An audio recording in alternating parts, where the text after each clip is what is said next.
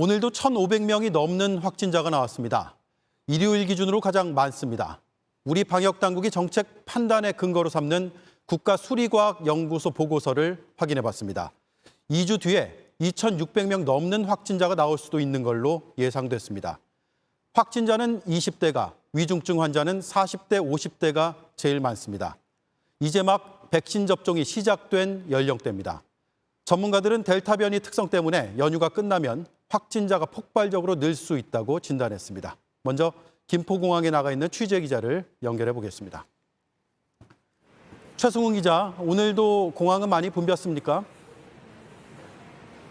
네, 이곳 김포공항은 하루 종일 사람들로 붐볐습니다. 국내선 주차장 2곳 가운데 한 곳은 이미 가득 찼고요. 나머지 한 곳도 빈자리를 찾기 어렵습니다. 출국장도 마찬가지였는데요. 제가 오늘 낮부터 지켜봤더니 한때 사람들이 가득 몰리면서 긴 줄이 만들어지기도 했습니다. 막바지 휴가를 떠나는 사람, 그리고 휴가를 마치고 집으로 돌아가는 사람도 많았습니다. 네, 정부에서 연휴 동안 집에 머물러 달라 이렇게 요청도 하고 캠페인도 했는데 큰 효과가 없었던 건가요? 그렇습니다. 지난 이틀 동안 김포공항을 찾은 사람은 하루 평균 6만 7천 명입니다.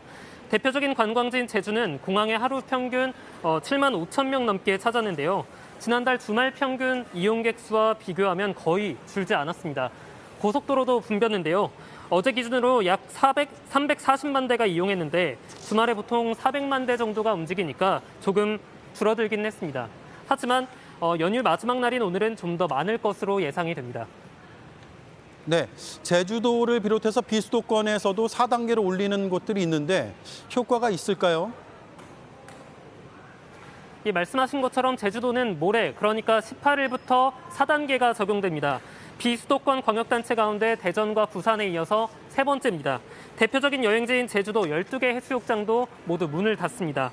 사실상 제주도 방문을 좀 자제해달라 이런 의미인데 이미 여행을 준비한 사람들은 갑자기 일정을 바꾸긴 좀 곤란하다, 어렵다 이런 반응이 많았습니다. 한번 들어보시겠습니다.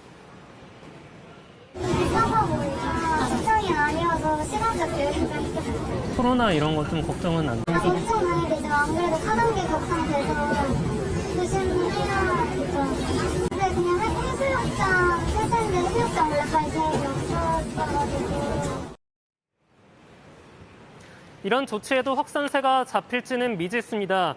이미 여름철 성수기와 광복절 황금 연휴기가 지난 뒤라서 뒤늦은 조치일 수밖에 없다는 비판이 나올 수 있습니다. 네, 지금까지 김포공항에서 최승훈 기자였습니다.